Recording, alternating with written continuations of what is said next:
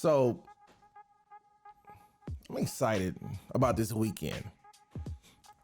As always, there's going to be some good basketball to be played, but also, too, Garcia versus Davis. I'm excited about that fight. I'm definitely going to be watching that fight. It's very hyped, as it should be, and I hope it lives up to his expectations.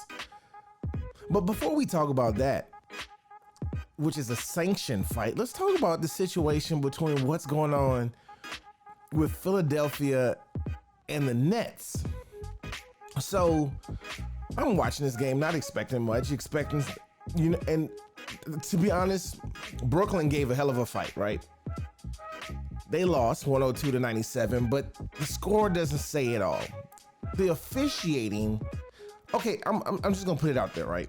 I'm gonna put it out there. If Draymond could get suspended for what he did, how does Embiid not get injected for the blatant kick to Nick Claxton, right? And shout out to Claxton, because you know what? I guess someone was like, yo, you need some dog in you, bro. I mean, I know you're giving up a lot of size and strength to Embiid, but you got to come out here and do your thing. So Nick Claxton, you know, he was having a good game last night.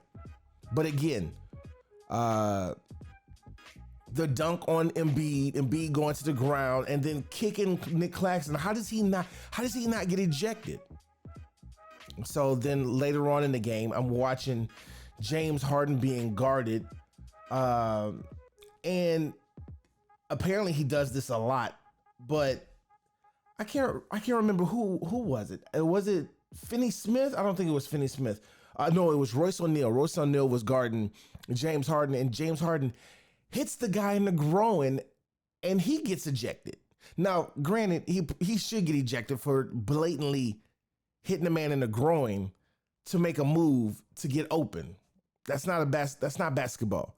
They called him for it and they ejected him for it. But somehow again, Embiid, and you gotta watch the video. Embiid kicking Claxton down to the ground because he was upset that he was being stepped over a little bit by Nick Claxton. Now, yeah, was it a boastful move? Yes, it was. But still, he could have injured Nick Claxton the way he kicked at his leg. And he wasn't ejected. So, again, later on in the game, Nick Claxton does a great move.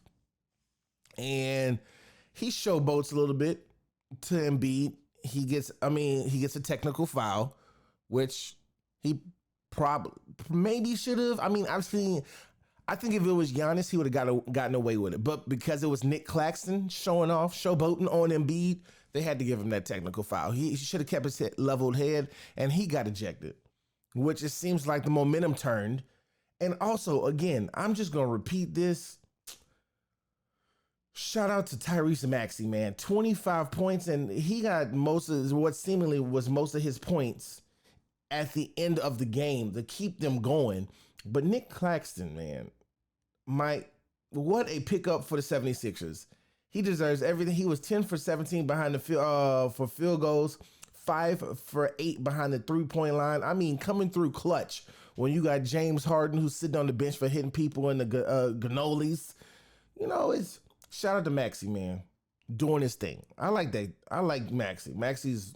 That's what's up. So again, you might as well get the brooms out now because the Sixers, I don't know.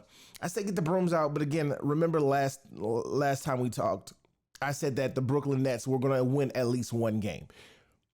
That one game should have been the last game, but out of pride, they might win this next one and then lose in Philadelphia. That's how I think it might go, but Philadelphia might come out swinging just so they can get this series over with. What do you think, broom or done in 5? What's your thoughts? I think it's going to be done in 5. And then we move on to another game. We move on to the Phoenix Suns, who beat the Clippers without Kawhi Leonard, who was out with an apparent injury. They won 129-124. And again, Kevin Durant goes off for 28, but Devin Booker scores 45 points. Devin Booker hits 45 points by himself. It's going to be tough to beat the Suns. It just is what it is. Chris Paul gave you 11 points, 7 assists, 6 rebounds. DeAndre Ayton had 12 points, big on the boards with 11 rebounds. And Torrey Craig is consistently giving you 15. But I mean, when you have to pay attention to Kevin Durant and Devin Booker and DeAndre Ayton, I mean, Torrey Craig, you going to get some points. So, but also shout out to Norman Powell, 42 points. Norman Powell was balling that game. They tried to keep it close, but it wasn't enough. Russell Westbrook had 30 points, 12 assists, and 8. He was 2 away from a triple-double with 8 rebounds. And Bones Highland gave you 20. So, I mean, Terrence Mann with 10 points, but look, when Booker's cooking away, Booker did a fadeaway 3, which with great defense, and it still wasn't. Booker still cooked. So I mean, I don't know about the series. I think it's gonna go back and forth. But I think had Kawhi Leonard not been out, the Clippers possibly could have won this game. I mean, I don't know if Norman Powell still would have put up 42 points because I think his touches would have been limited. But if I'm the coach, I got to figure out now how to get Norman Powell and Eric Gordon. I got to get other people some touches. I got to get them going. I need Zubac to get some points. I need him in that paint doing something. But he did get you 8 rebounds, along with, again, Russell Westbrook. So, I don't know. We'll see about that. This game, I think, is going to go 6 or 7. Then we move on to the Golden State Warriors and without Draymond Green and the Sacramento Kings. And what did I tell you? I said that Draymond Green hadn't really been a factor this whole series, and they might actually have more continuity. And sure enough, Golden State, they're veterans. They're going to do what they do. I mean, you had some sweet moves happening from DiVincenzo. He was balling. Steph Curry finding his touch behind the arc. I mean, it's a bit much. The Kings, they still not out of it. They not down and out. In fact, again, they're up 2-1 in the series, but don't expect the Warriors to just fall flat and lay over. So Keegan Murray, he's going to have to figure it out. I know he's a rook, and this moment might be too big for him. I heard one analyst say, but I don't know. He's going to have to figure it out. Harrison Barnes he gave you 17. Domantas Sabonis with 15 and 16 rebounds. Hey, that boy is stud. That was one of the best pickups that the Kings could have done.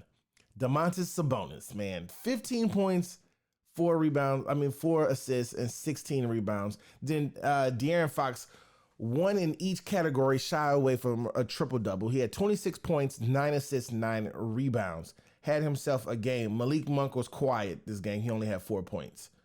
Kevin Huerter had 13. To be expected. The Warriors not going to lay flat. And when you look at the Warriors doing their thing, man, Klay Thompson had 13 points. Wiggins had 20. He had a decent game. And then Steph Curry with 36. Poole with 16. Moses Moody with 13. And again, Dante DiVincenzo, he wasn't breaking away with the stats, but, he scored when it needed to happen. He had 6 points, 8 assists, and 7 rebounds. But Kevin Looney, oh my God, Kevin Looney had 20 rebounds. When you got a guy eating up the glass like that, and I've been saying this for so many games, and not just with the Warriors, but with other teams. You eat the paint up. If you're the Miami Heat and you got Bam Adebayo, bam, get these rebounds, go get these boards. You win the board battle 9 times out of 10. Your team gets up more shots. Chances are you give your team a better chance of more shots equals more buckets, unless you're just having a horrible shooting night. But most times, if your team puts up more shots, you got more of a probability of making those shots. Most times. So get on the glass. Come on. But now, what I'm truly excited to talk about, because it's happening. It's going down this weekend. We got to talk about it. Where is this happening at? This fight. It's happening. Okay. So it's going down in Nevada. and it's going down April 22nd, which is tomorrow, which is Saturday. Let's talk about, Matt, before we talk about it, please listen to this situation between Gervonta Davis and Ryan Garcia. You say you keep relying on that one punch. That's all it's going to take. I just need a sing shot. Just this one. Just one. I just need this one. Trust me. The left hook. I only need one, too. Okay. You could get that, too. That's fine. All right, then we both got it. We both got it. Like, come on, bro. I can't hear you. I touch that jaw, I'm telling you, going to sleep. When I touch anything for you, going to sleep. I promise you. Once I touch that jaw, you're going to sleep. I'll probably break your jaw. Ooh, I'm loving it. Breaking that jaw. What? I feel like I'm going to break your jaw with the hook. I just see. I don't know, man. I can't see Ryan Garcia breaking nobody's jaw. Broken jaw. You go at the temple. Seriously. You go at the temple. You don't go at the jaw. Say what? You've been doing homework. Break your jaw. I promise you. Don't even bring your mother or your daughter. Don't bring them. Oh, my God. Oh, you're going to see them. Don't bring them. Don't bring them.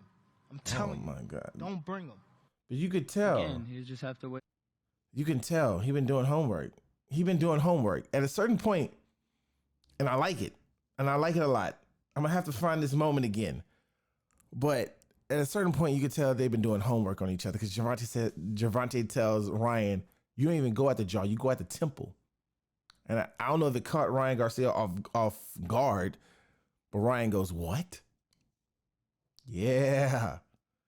It's going down tomorrow. Both of them. Okay, so Gervonta Davis is 28-0, 26 knockouts. Ryan Garcia, 23 wins, 0 losses, 19 KOs. All right, so check this out, right? Ryan Garcia is 5'10". Tank Davis is 5'5.5". I don't know if that half matters. But okay, so who do you have winning? Who do you have winning this matchup? Because Ryan Garcia, he hasn't fought in a while. It's been a while since he fought. He took off due to mental health issues. He's been active on social media and things of that nature, getting himself together, getting some new ink on his body and things of that nature. And he's coming back and he's like, yo, let's fight. I'm going to fight Gervonta. Let's make this happen. He's been calling him out for a while. And so this fight is going to go down. And for those people who are crazy enough to think that any one of them are going to win, get a quick knockout in the first round. If a first round knockout happens, I'm not going to say I'll be disappointed, but I just don't see it happening just because I think they will respect each other enough to try to feel out what's going to happen in that first round. So that first round is a bust. That second round, it could happen. And I do think if that second round, it does happen. So here's the thing, right? With Ryan Garcia, he's got some lightning fast hands and it's a powerful punch. But can he take a hit? Can he take some punches? And Tank, I believe, is one of the stronger, faster opponents, if not the strongest and faster opponent he's ever faced. If Tank gets in the inside, it's over. Ryan Garcia is going to have to keep him at a distance. He's going to have to use that length. But he can't be too guarded. He can't, I don't know. For Ryan Garcia to win this, he's going to have to, one, take it the distance, because I don't think he can knock out Tank. He could possibly, but he's going to have to keep him at distance. And then search for his shot. And searching for his shot he's going to have to be patient. He's going to have to play the patient game. He's going to have to look for his shot because I believe he only has one shot. So therefore, in this scenario, when you have to look for your shot, you have to wait for that perfect moment. And waiting for that perfect moment, you might get caught up waiting for that perfect moment. And Tank can beat you in a couple different ways. I'm expecting Tank to be the more aggressor because he's going to have to get in there. He's going to have to take a couple hits to get in there. But once he gets in there, he's going to go to work. I'm expecting a drop in the second and a knockout in the third. I'm expecting Gervonta to drop him in the second and Garcia might get up. But I'm expecting a knockout in the third from Tank. That's what I got. It's going to be a good fight, though. It's going to be at T-Mobile Arena. It's going down, man. And again, giving up some height to Ryan Garcia, but he said, I'm going to break your jaw. He said, don't bring your daughter or your mother.